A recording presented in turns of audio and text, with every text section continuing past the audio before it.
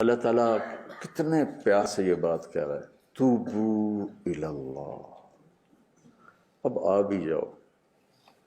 چونکہ قرآن ختم ہو رہا ہے نا، تو ایک آدمی نصیحت کرتے کرتے کرتے کرتے، یہ اللہ کے لیے مثال نہیں دے رہا، اللہ تو ہر عیب سے پاک ہے، تھک کے کہتا ہے یار ہن تو مان لے میری گل، ہے نا؟ یہ ہوتا ہے نا ہمارے ماحول، یار اب تو سمجھ جا، ارے بھائی اب تو کچھ کر لے یار، کیا کر رہا ہے؟ تو پورا قرآن چلتے چلتے چلتے چلتے آخر میں اللہ نے کس خوبصورت انداز میں کہا، آ جاؤ نا، اب تو آ جاؤ، سبحان اللہ، توبو الی اللہ، آ جاؤ آ جاؤ آ جاؤ الی اللہ، بس میری طرف آنا ہے اور کہیں نہیں جانا، میری طرف، الی اللہ، سیدھا جار مجرور توبو کے ساتھ جوڑ رہا ہے کہ میرے بندو اب بات ختم ہونے کو آ رہی ہے، تو اب بات یہ کہ بس اب تم سیدھے ادھر ہی آ جاؤ، میرے پاس ہی آ جاؤ، میرے پاس ہی آ جاؤ، اور ایسا آؤ کہ مجھ سے جڑ جاؤ، توبتاً نصوحا۔ نصوحا کو کہتے ہیں خالص توبہ، پکی توبہ، لیکن ناسے کہتے ہیں درزی کو، ناسے کہتے ہیں درزی کو، اور منصاح کہتے ہیں ابرہ کو، سوئی کو، اور نصیحت کہتے ہیں سینے پرونے کو، نصوحا اس میں مبالغہ ہے۔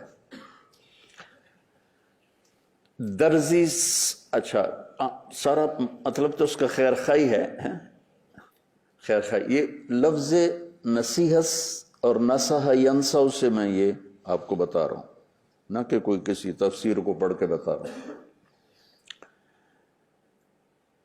درزی خیر خواہی کا مطلب جو ہے نا، وہ درزی پر بڑا فٹ آتا ہے۔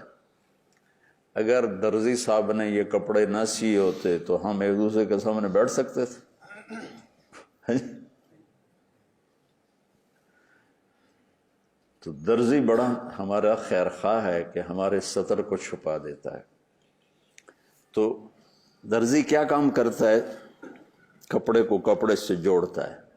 تو اللہ کہتا ہے میرا بندہ میری ذات کے ساتھ ایسا جڑ کہ جیسے کپڑا کپڑے سے سل جاتا ہے، تو میری طاعت کے ساتھ سل جا، تو بتا نصوحا ساتھ ایسے۔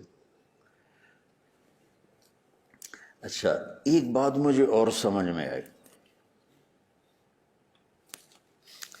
کپڑا سل کے پھٹتا نہیں ہے، یہ پھٹتا ہے،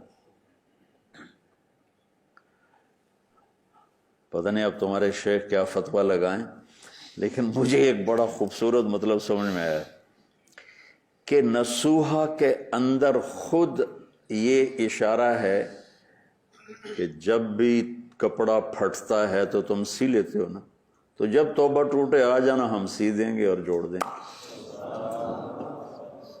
نصوحا کا مطلب یہ نہیں کہ اب میں دوبارہ کبھی کروں گا ہی نہیں، یہ وہ تو انسان ہی نہیں جس سے خطا نہ ہو۔ ما اسر من استغفر وین عاد فی الیوم 70 مرۃ، جو دن میں 70 دفعہ توبہ توڑ کے توبہ کر لے، اللہ کا نبی کہتا ہے کہ وہ مصر علی المعصیہ نہیں ہے، وہ گناہ پر دوام کرنے والا نہیں ہے، معافی ہے۔ تو نصوحا کے اندر یہ خوبصورت مطلب ہے، جب ٹوٹے آ جانا، ہم سی دیں گے، جوڑ دیں گے۔ تو لہٰذا اگر آج ایک آدمی گناہ کر رہا ہے، پتہ نہیں کب توبہ کر لے، تم اسے گالیاں دے کے برباد ہو جاؤ۔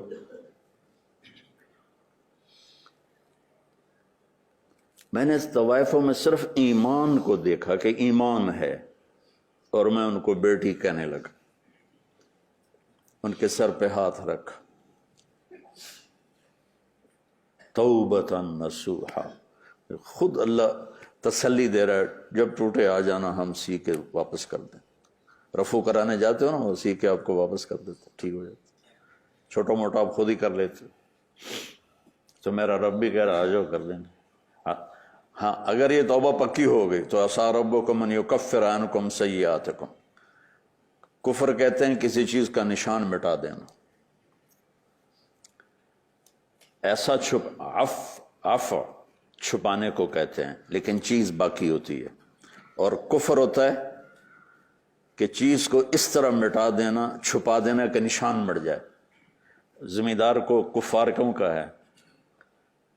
کیسے وہ عجب الکفار نباتہ، کہ وہ بیج کو زمین میں ڈالتا ہے تو اس کا نشان ہی مٹ جاتا ہے اور ایک درخت قائم ہو جاتا ہے، بیج کا نشان مٹ جاتا ہے. تو یکفر میں کتنی بڑی تسلی ہے کہ توبہ کرو گے تو تمہاری نیکیوں کا تمہاری برائیوں کا نشان ہی مٹا دوں گا. کس رب سے واسطہ ہے اور کیا تم کر رہے ہو؟ اپنے اللہ کو پہچانو.